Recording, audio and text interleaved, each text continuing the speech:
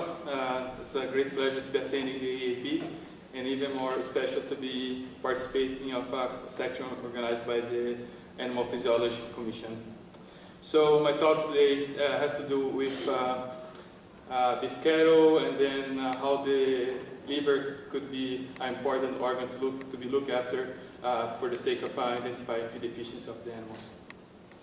So we live in times that efficiency is certainly one of the greatest goals of any livestock production system. And when you look to efficiency, feed efficiency is certainly a very important aspect to be looked after. In the broad sense, we are all after looking for a sustainable manner of producing animals, which include the social aspects, the financial, and also the environmental aspects. Just to date on the last subject, we recently celebrate the earliest day, overshooting day for Mother Earth. So it means that we work with animal science, we need to do our part to make our productions more sustainable and friendly.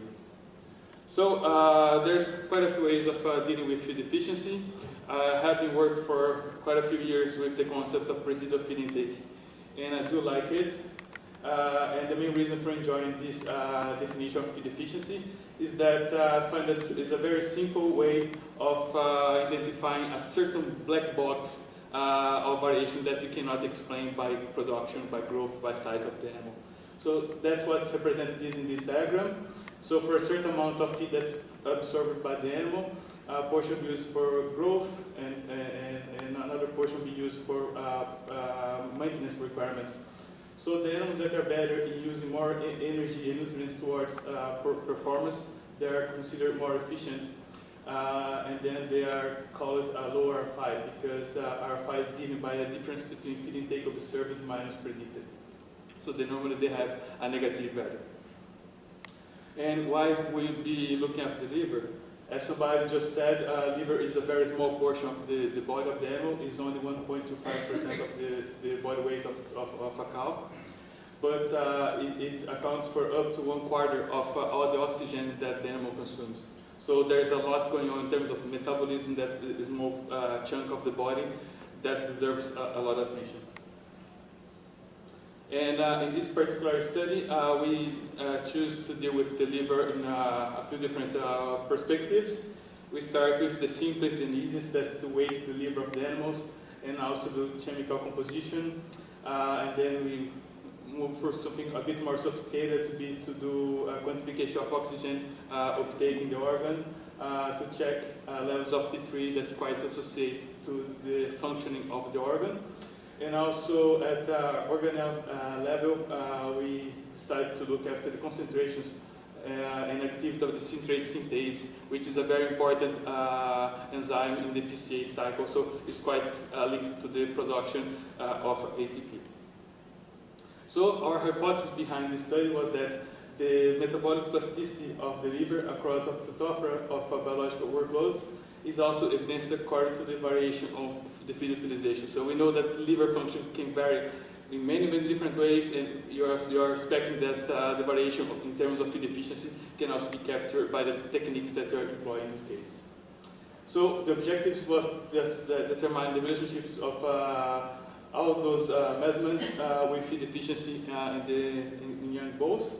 And for doing this study, we had access to a group of 64 yearling bulls during the fattening phase, Bostaurus bulls. And those animals, they're kept in a barn with automated feeding system, so we could be monitoring their feed intake. Those animals were fed with a very hot diet because this is fattening phase, so they need to grow very fast. And they're tested for a period of 112 days. And throughout that period of testing, we checked the body weights of the animals and also the body composition to ultrasound on 5 different occasions throughout the test. And for calculating residual feed intake, this is the model that we end up using. So we have is a regression that would account for body weight, ability gain. So those would be indicating the body size and growth rate of the animal. And then we have all these 3 traits here, the back fat, rump fat, and marbling, that would be accounting for the fatness of the animal. And then the rib area, that would be accounting for the leanness of the animal. And as a result of this equation here, as an error, you have the residual feed intake. He got R squared 0.63, which is quite reasonable for this type of regression. And then when it comes to sampling the liver, we did it like in laboratory. So we first got the weight of the organ, and then in the visceral side of the organ, cranial to the port of area, we collect samples for micro-calorimetry, for citrate synthase analysis, and also for crude protein and fat content determination. And this is how we did the liver micro-calorimetry. I decided to put this chamber with the little goldfish because that's how I learned how to do this technique. And also it didn't look so glamorous to put a chunk of liver here, but in fact that's what we did there. We put about half a gram of liver in that little chamber, which works as a closed calorimeter or respirometer, if you want to call it like that. And then it could be measured the amount of oxygen dissolved over time. And that's the type of outcome that we get from that system. We have a line here showing the slope of oxygen consumption. And with this slope and knowing the quantity of liver that we incubate in the system, you could calculate the oxygen consumption by the liver tissue that was incubated there. And then when it comes to crude fat and crude protein, we use very standard techniques, PCA for protein, and then extraction with a petroleum ether for fat. Nothing really fancy here. And then when it comes to citrate synthase, we did that using a kit, using a benchtop technique.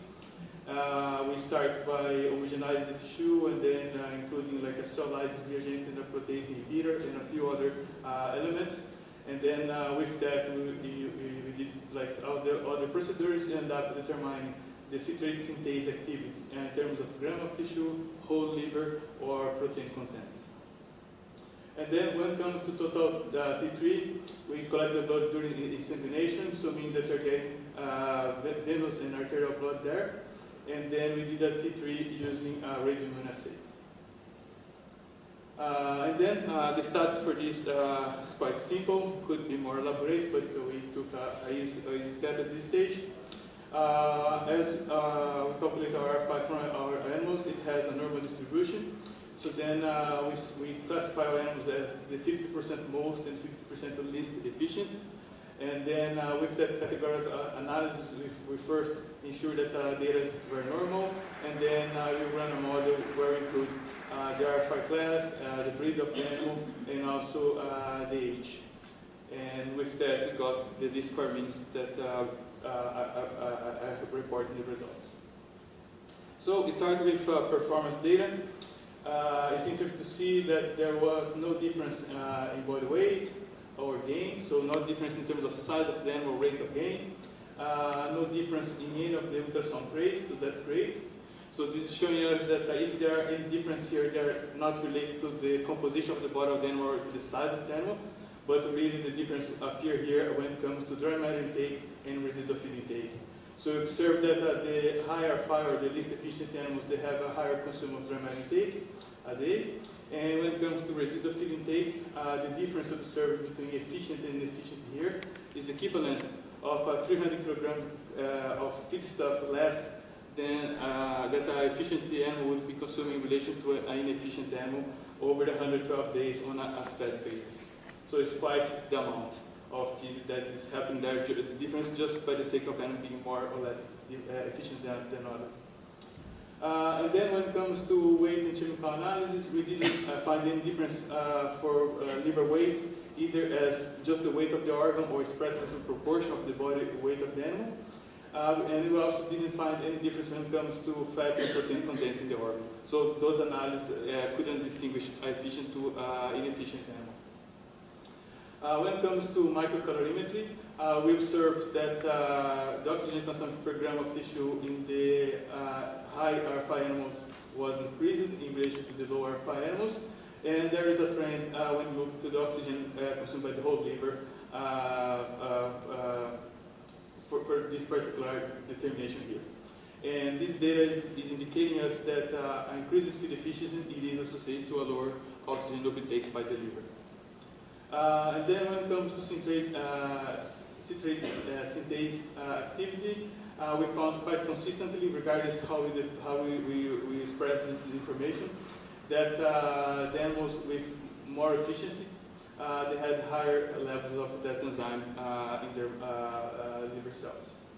Thus, increased feed efficiency would be associated to increased activity of the citrate synthase. And then the last piece of information here has to do with T3. And then you observe that animals that are more efficient, they had lower levels of circulating total T3 in comparison to the inefficient ones. Okay, so these are the main pieces of information that we generated, and then this is an attempt to integrate that information. So basically, this is like a part of the machinery that we have worked on in the mitochondria, in this case in the liver. So we have the electron transport chain, and then the proton motive force that's quite associated to ATP formation, also to proton leak. And then when we look at proton leak, it's always important to remember that proton leak has to do with like heat production, inefficiency, loss of energy. And if we take the example of what we consider a feed efficiency phenotype, you see that in that case you have a lower quantity of oxygen being wasted, which means that those animals probably have a lower proton leak. And also that would be associated to either like increased production of ATP or a better protection or reserve of ATP. And then these animals had increased citrate synthase that would further stimulate the ETC, the electron transport chain, to initiate the cascade of ATP production. So that would also be another way that it could be accumulating more energy or store energy in form of ATP. Another important aspect is that animals that are feed efficient, they have in general a lower oxygen concentration in the mitochondria and also lower T3, and those are quite associated to inhibiting the proton leak. So all those bites help to show that there's some of the energetics that are behind the most efficient animals. So with this, in conclusion, so the feed efficient liver, it is filtered by lower oxygen uptake, a greater citrate synthase activity, lower levels of T3. So these are potential biomarkers, but of course that still need a lot of extensive validation, technique optimization. It is quite laborious to do the citrate synthase, at least was for us. So we need to work a little bit more on that. But for a physiology perspective, these results, they provide evidence that there is some potential metabolic pathways that are different in the efficient to the inefficient animals that should be further studied. And with this, I just would like to mention that we have some more ongoing research on this. We are now analyzing data from animals where we measure their oxygen consumption of the whole body, and then shortly after completing that, in a matter of minutes, we check their liver biopsy. So then it could be integrating the liver information with the whole body. And I also would like to acknowledge these supporters of this study and highlight to you that we have this section tomorrow where Janelle will be presenting some more findings on the cardiovascular system and some interesting biomarkers that we have on that. Thank you.